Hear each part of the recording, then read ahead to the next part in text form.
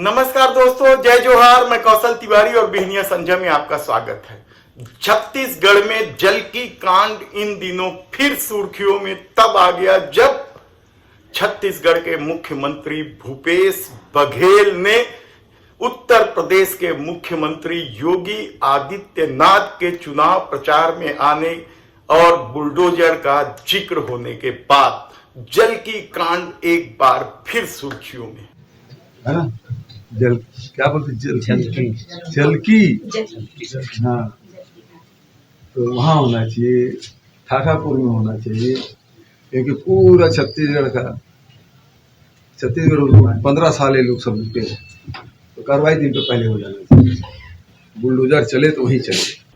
जल की कांड क्या है और इसमें भारतीय जनता पार्टी के किस नेता और उनके रिश्तेदार शामिल थे, हम सरल भाषा में आपको समझाएंगे कि जमीन कब्जाने, वन भूमि कब्जाने का यह पूरा खेल किस तरीके से चला और इसके खिलाफ ग्रामीणों ने न केवल आंदोलन किया बल्कि अपना समय भी क्यों गंवाया। दरअसल इस पर हम बात करें उससे पहले हम बता दें कि कल कांग्रेस ने छत्तीसगढ़ में अपना घोषणा पत्र जारी कर दिया। इस घोषणा पत्र में 3200 रुपए प्रति क्विंटल धान खरीदने का जिक्र है। इस घोषणा पत्र में 200 यूनिट तक बिजली मुफ्त देने का जिक्र है।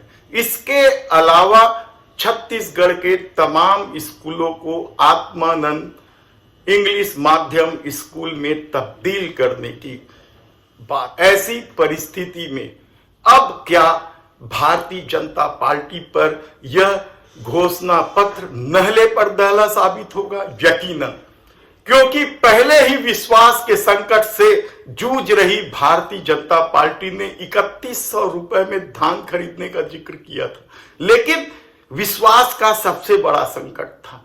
अब कांग्रेस ने 3200 रुपए में धान खरीदी करने का वादा कर दिया। पिछला वादा उन्होंने पूरा किया है, तो इस वादे को लेकर भी अब किसी तरह का संशय या सवाल नहीं होना चाहिए। लेकिन विपक्ष इस पर आरोप लगा रही है, वो विपक्ष जिन्होंने खुद वादा खिलाफी की, 300 रुपए बोनस तक नहीं दिया। खैर, इसका क्या परिणाम होगा? पांचों राज्यों के चुनावी सर्वे तो साफ बता रहे हैं कि भारतीय जनता पार्टी की स्थिति बदतर होते जा रही है। लेकिन हम आज बात कर रहे हैं उस जल की कांड का जिसका जिक्र अब छत्तीसगढ़ के मुख्यमंत्री भूपेश बघेल कर रहे हैं। बेहद ही विवादित भारतीय जनता पार्टी के इस कद्दावर नेता को पहले टिकट नहीं देने की बात हवा में रही, चर्चा में रही, लेकिन उनके जीत का जो रिकॉर्ड है उसे देखते हुए भारतीय जनता पार्टी ने उन पर लगे कई आरोपों को नजरअंदाज कर टिकट दे दी। यह नेता कोई और नहीं, छत्तीसगढ़ यानी राजधानी के कद्दावर नेता हैं बृजमोहन अग्रवाल।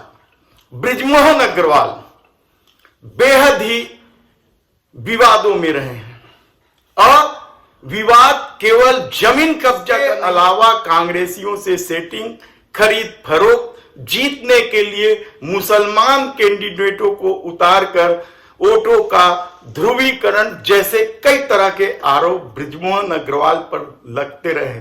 लेकिन सबसे बड़ा विवाद हुआ जल की कांड का। जल की कांड है क्या? महासमुंद जिले के सिरपुर इलाके के जलकी गांव में सरकारी जमीन पर कब्जा, वन भूमि के हजारों एकड़ जमीन पर कब्जा कर रिसोर्ट बनाने का खेल। और जब ग्रामीणों ने हंगामा किया, हंगामा तब किया जब सरकार के तमाम अमले उस पर लगे थे उस रिसोर्ट को डेवलप करने के लिए। कहा जा रहा है कि बिजली विभाग, जल संसाधन विभाग, खुद उस समय बृजमोहन अग्रवाल कृषि मंत्री थे तो कृषि विभाग के अधिकारी, इसके अलावा राजस्व विभाग के कई अधिकारी सब इस रिसोर्ट को डेवलप करने में लगे थे और यहां तक कि एक बांध, छपोरा डी में एक बांध है छोटा 60 एकड़ का, उसका पानी भी डाइवर्ट कर दिया गया था, यानी कट बना दिया गया था। ग्रामीणों ने जब हंगामा किया तो राज्य सरकार ने, यानी तत्कालीन मुख्यमंत्री डॉक्टर रमन सिंह ने इसकी जांच कराई। जांच में भी साबित हो गया कि मामला गंभीर है और वन भूमि के हजारों एकड़ जमीन कब्जा किया गया है और डॉक्टर रमन सिंह ने तमाम रजिस्ट्री शून्य करने का आदेश दे दिया और प्रक्रिया भी चलने लगी। यही नहीं, जमीन के इस खरीदी बिक्री को लेकर एफआईआर करने, जांच करने जैसे आदेश भी दिए।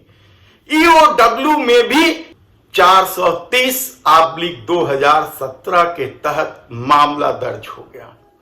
राजस्व विभाग ने बकायदा 15 मार्च और 9 जुलाई को नोटिस भी जारी की। मामला जब तूल पकड़ा तो बृजमोहन अग्रवाल और उनके परिजनों के खिलाफ कार्रवाई की मांग को लेकर रायपुर की अधिवक्ता और कांग्रेस नेता किरणमयी नायक कोर्ट जा पहुंची, जहां यह कहकर उनकी याचिका खारिज कर दी गई कि एक जगह जांच चल रही है, यानी ईओडब्ल्यू में जांच चल रही है, इसलिए और कहीं जांच की जरूरत नहीं है। लेकिन जांच का क्या हुआ? उन खरीद फरोख्त करने वालों का क्या हुआ? हालांकि उस समय तत्कालीन जो मंत्री थे बृजमोहन अग्रवाल ने जमीन की खरीद बिक्री के कागजात पेश कर दिए थे कि वे जायज हैं, उन्होंने नियमानुसार खरीदी की है। लेकिन ईओडब्ल्यू के जांच का क्या हुआ? सरकार बदल गई लेकिन जांच चल ही रही है। ग्रामीणों ने इस पूरे कब्जा के खेल या माफियागिरी के खेल या सत्ता माफिया के इस पूरे खेल के खिलाफ न केवल आवाजें बुलंद की, अपना समय भी आंदोलन में गंवाया, पैसे भी लगाए, लेकिन उसका परिणाम क्या हुआ?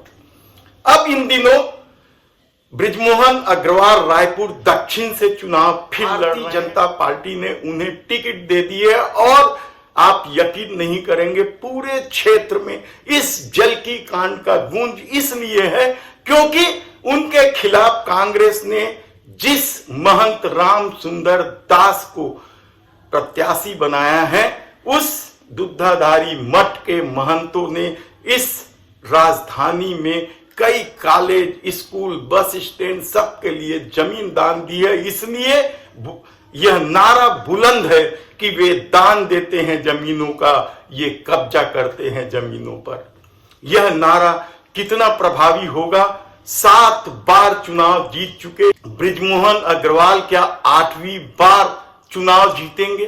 कहना कठिन है क्योंकि वे बुरी तरीके से फंसे हुए हैं और जलकी कांड एक बार फिर जब उछल गया है तो उन्हें जवाब देते नहीं बन रहा है। हमने संपर्क करने की कोशिश की लेकिन इस मामले में कोई बात नहीं हुई और कहा यहां तक जा रहा है कि बृजमोहन अग्रवाल कई तरह के विवादों में घिरे हैं। हम बताएंगे कि पारिवारिक दान पत्र को लेकर किस तरह का जमीन का खेल हुआ है, आने वाले दिनों में हम बताएंगे। इसके अलावा एक शिक्षण संस्थान का भी खेल हुआ है, वह भी हम आपको विस्तार से बताएंगे कि उसमें भी क्या खेल हुआ है। लेकिन फिलहाल आप ये जान लीजिए कि जलकी कांड पर भूपेश सरकार ने 4 साल क्यों तेजी नहीं लाई, यह भी एक यक्ष प्रश्न है।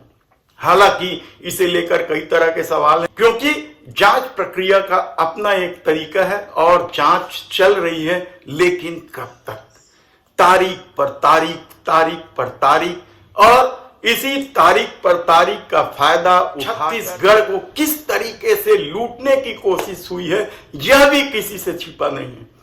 आपको याद दिला दें कि छत्तीसगढ़ राज्य का निर्माण भी एक ही कारण से हुआ था। वह बड़ा कारण था छत्तीसगढ़ छत्तीसगढ़ी और छत्तीसगढ़ियों की उपेक्षा, और इस उपेक्षा के चलते ही यहाँ के लोगों ने आंदोलन चलाया था, सतत आंदोलन चलाया था, तब कहीं राज्य मिला था। लेकिन राज्य बनने के बाद भी यदि सत्ता माफिया, भू माफिया और दूसरे तरह के माफिया इसी तरह के लूटपाट करते रहे तो फिर राज्य का विकास कैसे होगा? क्या अपराधियों को जेल नहीं जाना चाहिए? क्या शीघ्र न्याय नहीं होना चाहिए? क्या भूपेश बघेल को इस मामले में तेजी नहीं लाना चाहिए? सवाल कई सारे उठा सकते हैं, लेकिन अब मामला जनता की अदालत में है। देखना है कि हजारों एकड़ वन भूमि कब्जाने का यह मामला राजनीति के माध्यम से वोट में कैसे तब्दील होता है। मामला बेहद ही संवेदनशील है और यह मामला दक्षिण विधानसभा में न केवल प्रभावशाली होने लगा है बल्कि आसपास के क्षेत्रों के भाजपा प्रत्याशियों के लिए भी यह जल की कांड मुसीबत बनता जा रहा है। धन्यवाद।